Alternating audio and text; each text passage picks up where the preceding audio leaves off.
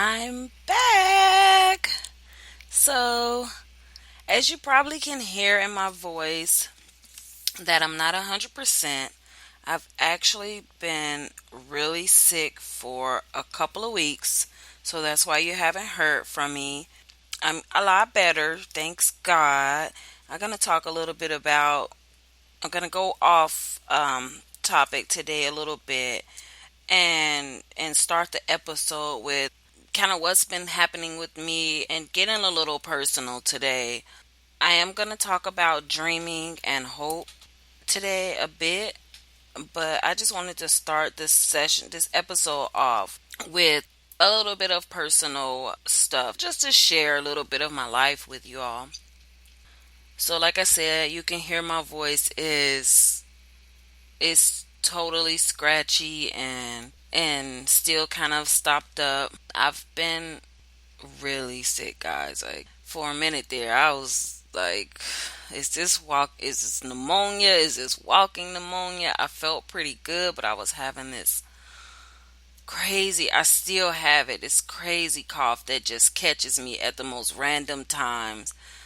Finally am sleeping through the night. For like the last week, I've had some pretty good sleep, but it has been a real struggle to just get back to regular everyday life after being sick for so long. And I got sick, oh my God. It's been, what day was that? I missed like 2 weeks of work. It is crazy, you guys. I can't even remember the date that I got sick, but it's been well over a month that I've been sick. And initially, I I just thought it was a regular cold. I mean, I had never been sick that bad, but I was like, oh, it's just a bad cold, and I had bronchitis. As you probably remember, at the end of February. So I was just thinking, oh, since I had the bronchitis and that took like a month to go away, like for me to get back to normal. And I'm like, okay, you're older now, so your body is harder to bounce back from sickness.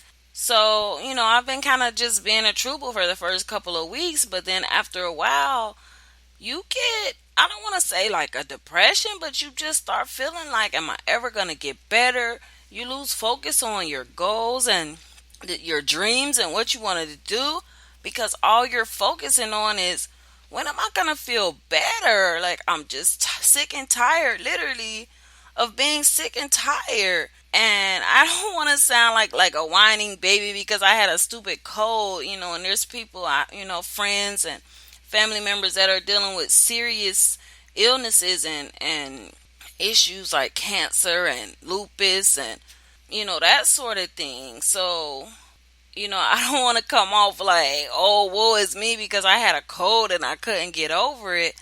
But when you've never been seriously ill before, and like I said, I wasn't so bad. I wasn't so sick that I was like bedridden or in the hospital or anything like that. But it gives me a better perspective of what people who are dealing with serious illnesses, like how it can affect your psyche and how it can affect your emotions.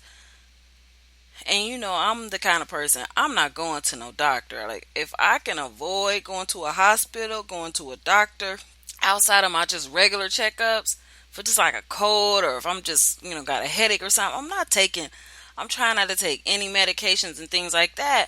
So when I got sick, I wasn't taking anything but some echinacea, my vitamin C. I like emergency because generally, if I take emergency at the very onset of a cold and really just rest, that usually knocks it out for me. I hardly ever get sick. For some reason, I went a whole week like that, guys. I went a whole week just coming straight home from work and emergency, echinacea, vitamin C, and just resting. I slept basically from the time I would get off work until the time to go to work the next day. I didn't do anything. After about a week of just trying to struggle by, it just was getting progressively worse. And I just was like, okay, let me just sit down. I stayed home for a couple of days and nothing. It just stayed the same. And I just couldn't take it anymore. Finally, I went to the doctor. They diagnosed me with sinusitis and a bacterial infection. And I was thinking, but this feels exactly like bronchitis, just worse.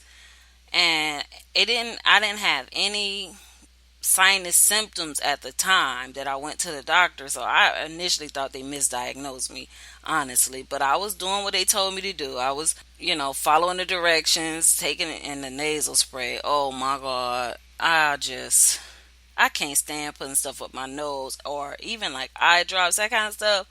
That stuff freaks me out. So I was struggling to do that nasal spray twice a day, but I did it. And I'm just like, I'm doing everything. I'm on antibiotics, which, I've read the research, a bit, and I knew that once you take antibiotics, which they gave me before for the bronchitis, your body becomes resistant to that.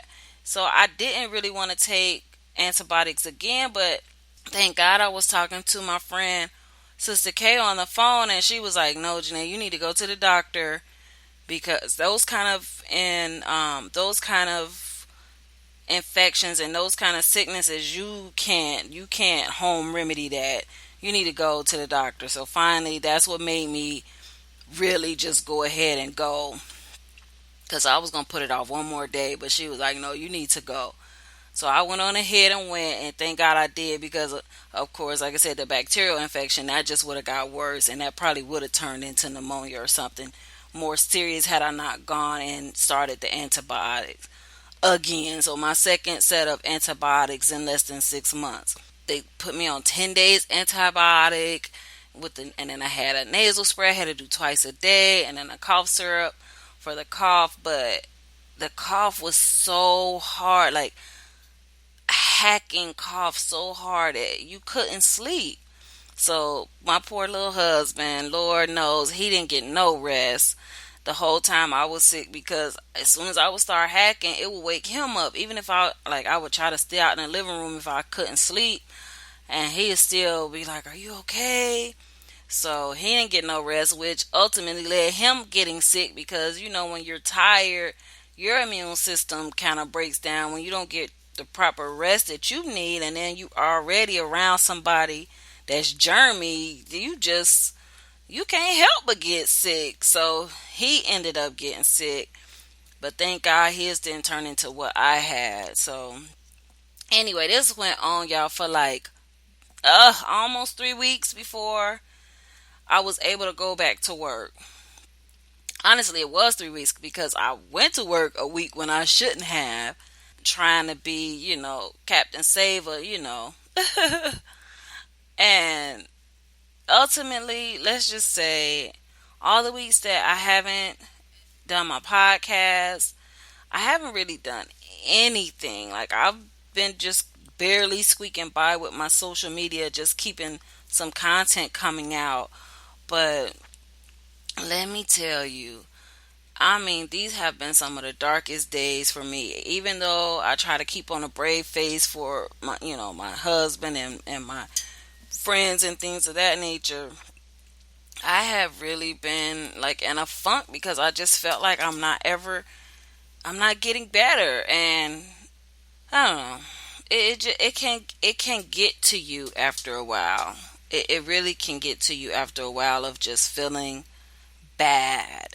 And like I said, I'm not feeling horrible. I've been going to work for about 2 weeks now, but I just feel like I just been squeaking by with this stupid cough that's just so persistent. So anyway, I'm not gonna ramble on about this sickness, but there is progress. Like, I am seeing, day by day, a little by little, I am feeling better and better every day. I can tell how I didn't realize how weak I had gotten from being sick. But one day I had picked some food up at work for a friend, for one of my coworkers, and I was just carrying. It was food, guys. You know how you just pick up. It was just regular order of food. It was not like for 5 people. It was for one person. And do you know, carrying that sack of food from my car to the building, which is not far, I mean, my arms were on fire. And I was like, oh my God, I cannot believe how weak I am right now to just carry a plate of food and a drink for one person for any amount of distance, that I would be this tired. I'm building back up my strength. That's the good news. But I just wanted to share that on this episode because I had already recorded some of this. So if the audio sounds a little wonky, it's because part of it was recorded previously, because I was talking about why dreaming is so key to being successful. And basically, if you don't have a dream to follow, you're not going to have the passion to pursue that dream. And the reason that I felt like it was important for me to start the show off today with this, I don't want to say testimony, but it kind of feels like I'm giving y'all my testimony. I felt it was important to start the show off just because, here we go with this crazy cough. Hold on. When you're dealing with issues in your body, or just, you can get so distracted by that, and so, I don't want to say depressed, because I don't feel like I was depressed. I think I could have been leading into depression if I didn't start feeling better soon. But you take your eyes off.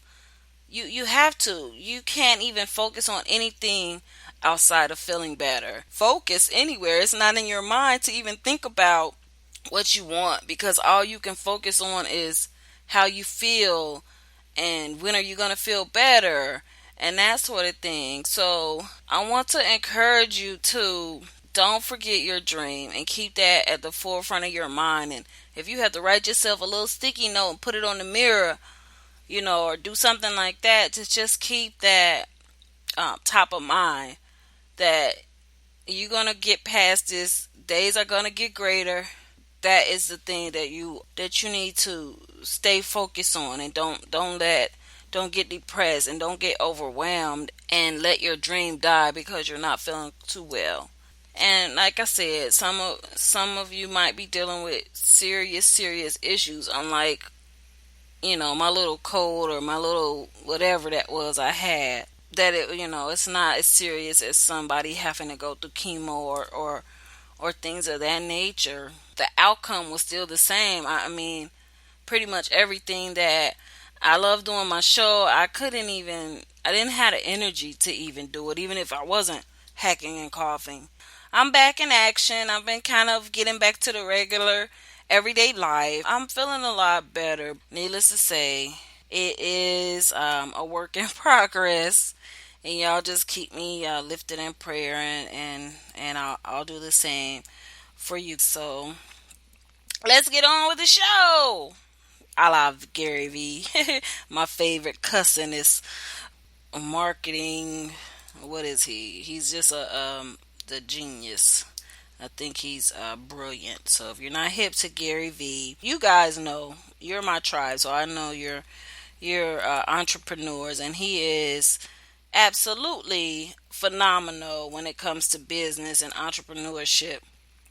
But he is a cussing soul. So if you're not hip to Gary V, he is really, really good. Look him up. He's Gary VEE on pretty much every social media platform. And he's really big on Snapchat right now. So look him up. Gary Vaynerchuk. And yeah. So we love Gary V. Like I said, he's a marketing genius. But it's time to get into the real show. Why dreaming is key to success. I can say for myself, I have been a dreamer my whole life. I can remember some of my earliest memories having this whole fantasy land of, I guess with me being the youngest child and my next sibling being 7 years older than me. When you get to the age of that playfulness and that playtime when you have siblings to play with, those younger or only child syndrome, you kind of have to be a little bit creative when you're on your own and you're having playtime, but I can never remember a time of being lonely or not having someone to play with. I wouldn't necessarily say I had an imaginary friend, but I've always had dreams and seen possibilities in different things. I still am a dreamer. I have so many big dreams and goals that I see for myself, and sometimes it can be a bit overwhelming because you see where you're at in life and you feel like there's still so much to do, but time is really getting away from you. And yeah, that's how I really have been feeling like I've always felt that way, that there's so many possibilities and I don't really see. I see the dream and I see the possibilities, but I don't necessarily see the roadblocks or the things that are going to prevent me from accomplishing these dreams and these goals. I kind of would say that even in life and in dealing with people, I kind of do have a rose colored glasses mentality where I think I've said it before that I just believe the best in people, that most people are generally good people and they generally don't mean harm to others. It's just that selfishness that we we want more for ourselves than how do you say it? And not that we want more for ourselves, but my self gratification is more important than whatever I have to do to get by you. So to speak. I don't know if that came out right. It's not that people are bad people and they want to hurt people. Of course, there's that element. We've said it before that there is just some wicked people in the world, and being a Christian, I believe that it's not that they are wicked, that is the enemy working through them in the wickedness, in their wickedness. That most people, because everybody, I have never seen an angry baby. So funny. I posted on Facebook today. I think it was today, actually, yeah, because it's Mother's Day today. So happy belated Mother's Day to all my mothers out there, and specifically to Trishan, the absolutely best mother that a girl could ever have. I never wanted for anything, and I was showered love in your own special way. So yeah, Trishan, you are the best. You are the bee's knees. But yeah, it was today on Mother's Day that I posted a video of this little baby, and it said the most furious baby in the world. And the baby, I think the baby might have been pooping. Honestly, I think the baby might have been pooping. But this baby had this deep scowl on his face, and no matter what the mom did, like she was playing with his face and making him smile, and as soon as she let her fingers go, he had the deepest scowl, like, woman. I just imagine that his inside voice was that of Stewie from Family Guy, like, I'm gonna kill you, mother, because he just was not having it. But anyway, he only laughed at she started laughing, and finally he just kind of laughed a little bit, and then as soon as he laughed, he just was like, wait a minute. Like, his face went blank again with this deep frown, and his eyebrows was just like super furrowed.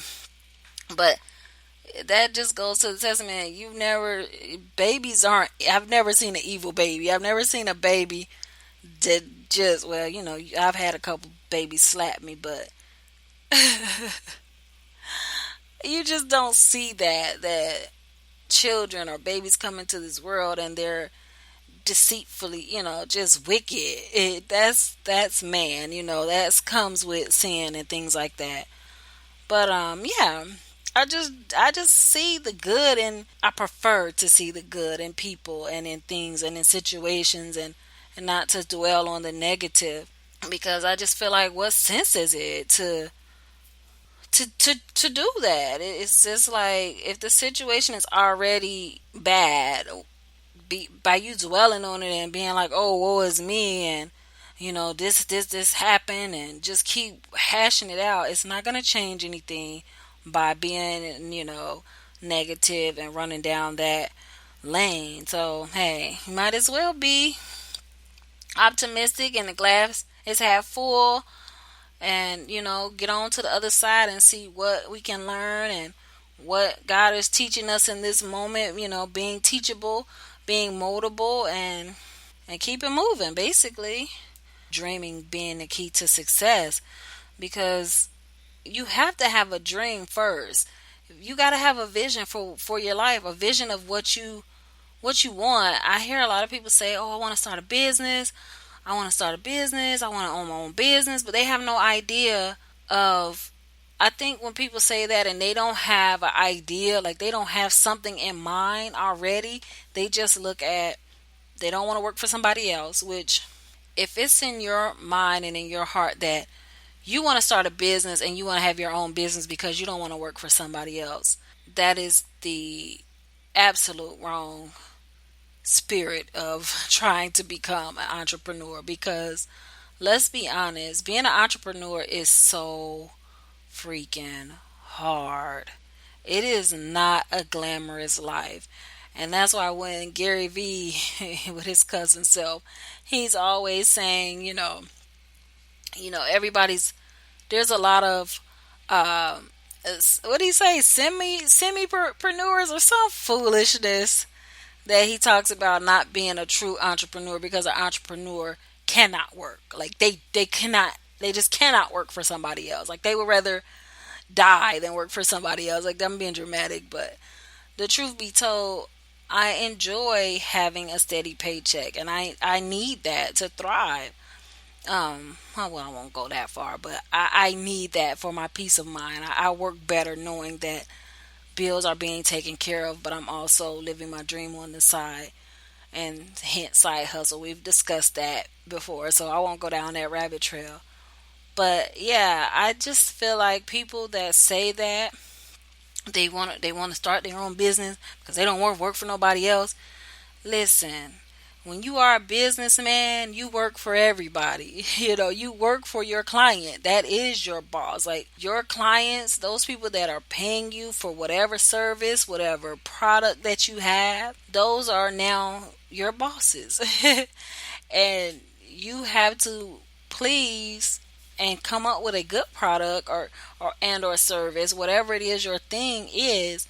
It has to be good. It has to be, somebody has to want it and want you. So basically, you are working for somebody. It's just that you're not working for a corporation, and you don't have a someone telling you what to do, which is even harder if you think about it. Because when you get into some of these things like the legal and what should I do, when it comes to some of the bigger decisions, you don't have somebody above you that'll say, hey, Johnson, go over here and, file this W-9 with this company so we can get paid. You don't have that.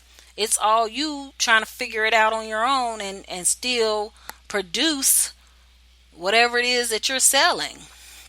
Because at the end of the day, we're all selling something when you are in business and entrepreneur. Even if it's just a side hustle, whatever it is, the hustle is that you are selling something to somebody, whether it just be your ideas and your mind, so to speak, with digital products, or an actual physical product, something that you actually manufacture. So if that is the heart, if that is your heart to becoming an entrepreneur, I want to tell you to maybe you might want to reevaluate your life choices, because it's going to be a hard road to toe for you if you think that entrepreneurship is going to be a easier life. Now, if you want the freedom to be able to make the decisions that you want to make for you and your life, and you're willing to put in the hard work and put in the hours, absolutely go for it. But if you thinking that, oh, this is going to be, you know, rainbows and chocolate chip cookies, I hate to be the one to bust your fairy bubble, but honey, boop, that ain't gonna work. So I know this seems like I'm really being a Debbie Downer right now, but I want to just stress that you start off with a dream, that whatever that dream is that you have in your heart, that stays your focus. Because I heard Rory Vaden say one time that discipline becomes dormant in the absence of a dream. And it's so true because, I have plenty of dreams for my life, trust me. I have a grand vision, a grand dream for my life. But sometimes because I get distracted, that's very common, with entrepreneurs getting distracted. It's very prevalent. You hear it all the time with a lot of the gurus saying, oh, I have shiny ball syndrome, where it's like, oh, look at this neat cool thing, I can create this, or I can start this business. And I know I will raise my hand 100%. I have a million ideas, um, at any given time, that I would love to run down the rabbit trail and pursue. But you can't chase two. What is it? You can't catch two rabbits. If you try to chase them both, you're not going to catch either one of them. So, you know, that's it's a blessing and a curse of a lot of entrepreneurial minds, because we see business opportunities and get excited and want to pursue. But once you do that, you take your eye off the main goal that you originally were trying to accomplish, and then the next thing you know, nothing gets accomplished because you are so busy running around trying to do everything, that you're doing 100 things and none of them are being done well. And that's just hold on 1 second. That is just the bitter truth of the situation. You can't serve two masters. You have to pick the one that really lights your fire and excites your soul, and go after it wholeheartedly, and don't get distracted by anything. Make sure that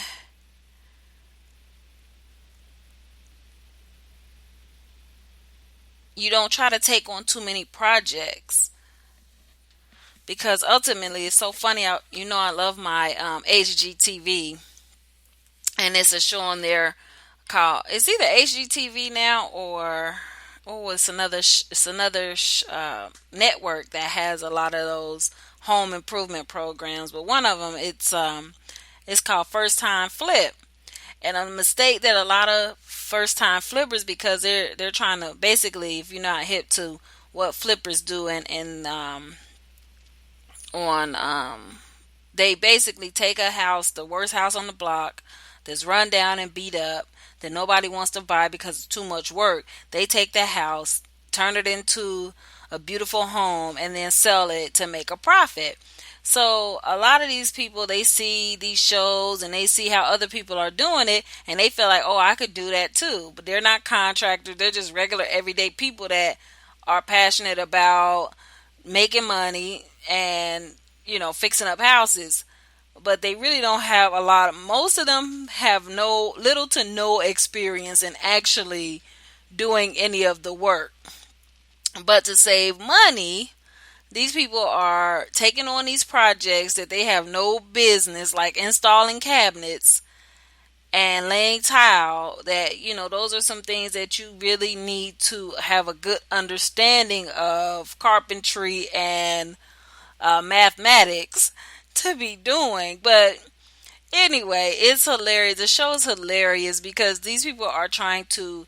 The key with flipping is you bought the property, so you own it.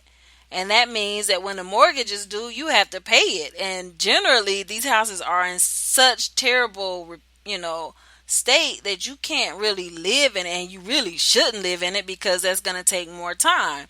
You can't live in it, so that means you have your own home that you're paying rent and bills in, and then you have a mortgage that you're paying as well, on top of what you already purchased the property for.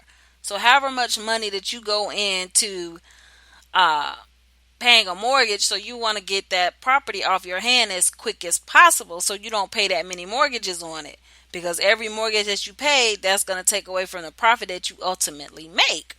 But anyway, I love those kind of shows because they get into so many shenanigans, and it's usually, one to two people that are flipping a property, a whole house that you got to take from garbage to, making it into a mansion basically.